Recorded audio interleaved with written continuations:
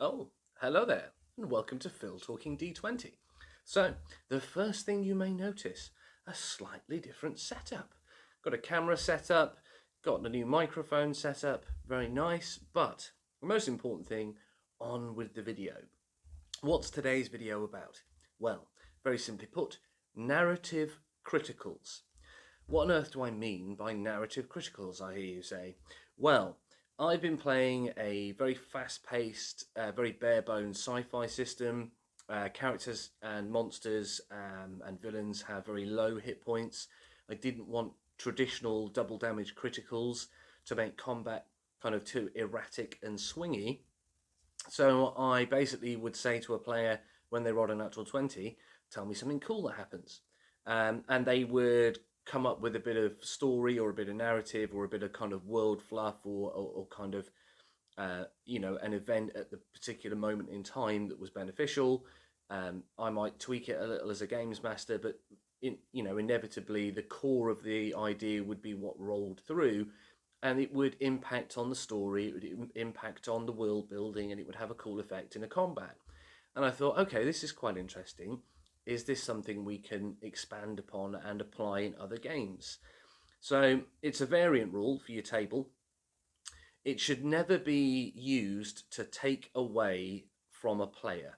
So if a player has already got a really cool critical specialization from maybe a weapon or a feat or like a class talent that they want to use because they've rolled a critical, let them. This is just an option, and often is best suited because of its kind of creative nature to skill checks outside of combat. Not that you can't use it in combat, and I'll give some simple examples. To kind of give you an idea about what I really mean by this term narrative critical. So, when I use the phrase narrative, I'm talking about what GMs typically do at the table. So, an element of world building, an element of storytelling, an element of kind of story or kind of environment or scenario affecting kind of story, effectively. To give you some examples to make it clearer, a good example with a skill based critical would be as follows. So the party are traveling to a nearby city as part of their journey, as part of their adventure, as part of their kind of plot progression.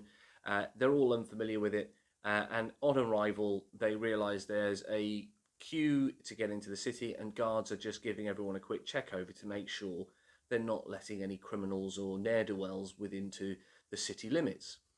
One of the players says, I'll roll a diplomacy check to make sure we have a smooth entry to the city, and they roll a 20. And you say, brilliant, tell me something cool that happens. The player has a quick think, quick being the operative word. You don't want this bogging down your game. And they quickly go, all right, so I had a childhood friend. We were best friends. In his teenage years, his parents and him moved away to this city. He's now become a guard. He's the guard I meet at the gates. We have a good catch up. He's really glad to see me, and he lets us into the city, no bother. Brilliant. Not setting the world on fire, though, is it? Until you start to kind of run down the Games Master's kind of story arc, narrative kind of track about what that can mean and how that can impact on the world. Having a friend in the guards is a big deal. And it's great because if they get into a bar fight, let's be honest, how many parties have you had that have got into a bar fight and the guards get involved and they come in heavy handed because there's a lot of law enforcement within the city limits? Their friend turns up and smooths it all over and lets them off the fines or, a night in the cells or whatever it may have been. Alternatively, maybe one player in the party is a rogue and gets caught pickpocketing. As a games master, you have an opportunity to give that particular player I suppose, in a way, free pass and a warning that if it happens again, they might not be around and it might end up with a large fine and even prison time, depending on how, I suppose, realistic you are with your guard and law enforcement factions within cities. Again, Another advantage, perhaps the party have travelled to the city because they know that there are maybe criminals within that city that they need to track down. Who's going to have the biggest amount of knowledge about known criminals, known gangs, traders that they suspect are a bit hooky, um, just general kind of layout of the streets and like what buildings are abandoned. The guards patrol. They know the streets like the back of their hand if they're local, regular kind of beat cops, as we say in the UK. So they have huge amounts of kind of easy access information that you can just yep tell the party if they say, let's go talk to your mate Steve the guard. Bob's your uncle. There's even an argument to say that if there is a faction within the city that the guards would be opposed to, that the players are also opposed to, they can get allies, they can get support, they could get a building cordoned off while they kick doors. The guard faction or the city magistrates might offer improved rewards for their help and aid in dealing with maybe a group of bandits or magical item smugglers or whatever it might have been that brought them to this city.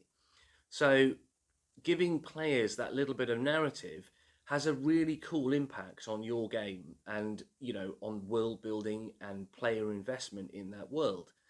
So it has those obvious benefits, but it also has, I suppose, positive benefits from a perspective of when you're handing over the reins to a player to give them that little brief moment of storytelling, narrative kind of thought out, world building kind of, creativity.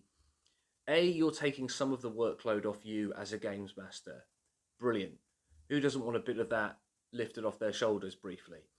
But also, you're starting to get that player in the mindset of, oh, this is one of those things that games masters do. So if they've never been a games master before, it's kind of like just opening the door a little bit and going, oh, this is what's on the other side of the screen. And the more it goes on and the more comfortable they get with these kind of elements at the table, the more likely you are to have players who are sat on the fence thinking, well, I'm not really sure I'm good enough to games master, starting to build that confidence and start being able to kind of say to themselves, actually, you know what, I probably can do this. I probably can have a go at being a games master, which is never a bad thing. Everyone wants more games masters. We hear it on all the forums, Reddit, etc., etc. So giving, players a little bit of, creative, free-form kind of space, if you like, with these kind of elements of games mastery is a great opportunity to get people thinking in that mindset. Now, that obviously was, I suppose, a well panned out example of what a simple kind of what would appear to be initially a fairly redundant and harmless diplomacy check, how that can be built out into from there, I've got a friend in the guards, depending on how deep they go into it, how that can play out at the table and be beneficial from a world building perspective, a player engagement perspective, and also from a story and plot development perspective. But what about combat? Now, a lot of cool combat characters get lots of very funky, special kind of abilities from their criticals and, from their critical threats. But it presents an opportunity for, in dire circumstances, someone to come a bit out of left field who is not a primary combatant or not a specialist combatant to do something cool. A simple example of this is a flying creature or a creature with a breath weapon.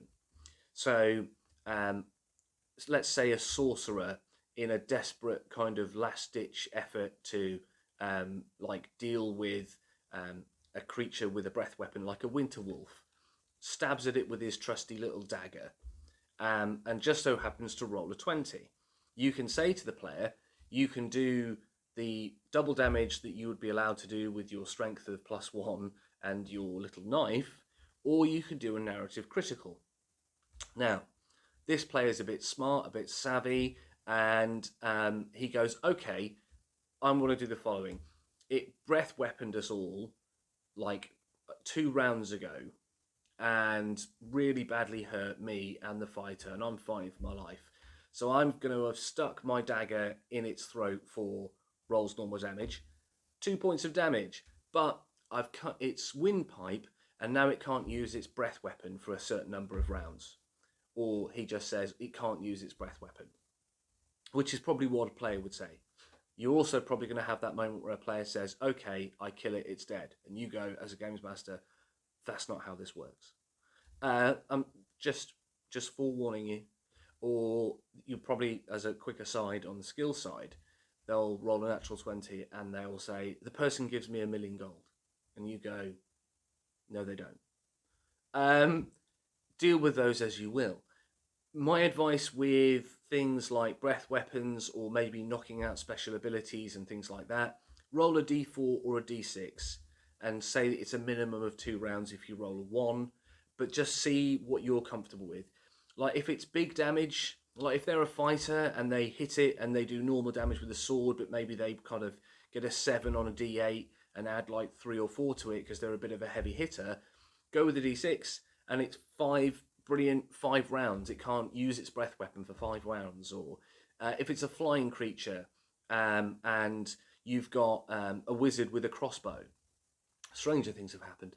And he shoots at a drake that's flying around overhead using its breath weapon periodically to kind of pest you, and you're short on ranged weaponry, and this wizard just happens to crit with his crossbow, and you say, do you want to do your double damage or do you want to do narrative? And the player goes, I'm going to do narrative, and I shoot off one of its wings and it can't fly anymore. And you go, can't do that, but roll a d4 or a d6 depending on what you're comfortable with and say it does crash nearby and can't fly because it's dragging its wounded wing for 3 rounds. And then there's 3 rounds of kind of frenetic kind of intensity as the party kind of go, oh my god, we've got to capitalize on what's just happened. And boom, Bob's your uncle. It's rolling and moving again. So it also means, and this is a bit of a cheeky win for you games masters out there, that you don't have to pull punches with strategy as much. When it comes to things like flying creatures, when a creature can literally just circle a party and blast them with maybe the sorcerer's spells who's riding this particular drake, or just keep repeatedly using its breath weapon until its prey is weak enough for it to swoop in and kill it. Because let's be clear, drakes are prime predator alpha kind of, striking monsters that don't simply go, I can fly in the sky and they can't do a lot of damage. I know what I'll do. I'll land in front of that barbarian who's just raged and let him beat on me with his axe until I'm dead. You shouldn't really look to do that with your creatures. That said, you shouldn't be an absolute a-hole and put them up against an epic level dragon when they're level 6 and just breath weapon them into oblivion unless they deserve it. And I'll leave that judgment call to you, GMs. But from a perspective of what it enables players to do, is it enables lesser combatants to have a moment where they are impactful in a cool kind of storytelling way in a combat that can be very, decisive. That flying creature or that creature with the breath weapon, pulling that for a couple of rounds is the difference between life and death sometimes. And normally that is the purview of the glory boy, ground pounding kind of fighter, barbar paladins of this world. The trade-off is if they get to do something cool, they're only doing normal damage. And in some instances, like the example with the sorcerer with a knife and a very low strength, going, I did 4 points of damage instead of 2, what's the better option for that sorcerer? Coming up with something cool and story-driven and narrative. An example in combat, that sorcerer, he's there with his knife and he's going to go, I'll do a narrative critical.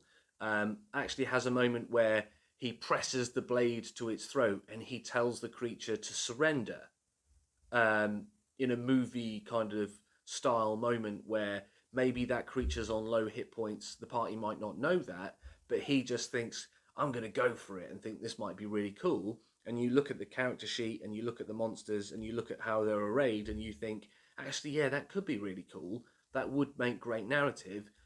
it surrenders. It like, you know, it kind of freezes and you know, doesn't kind of react to you, and clearly is kind of intimidated by the fact that it knows you've got a blade pressed against its throat.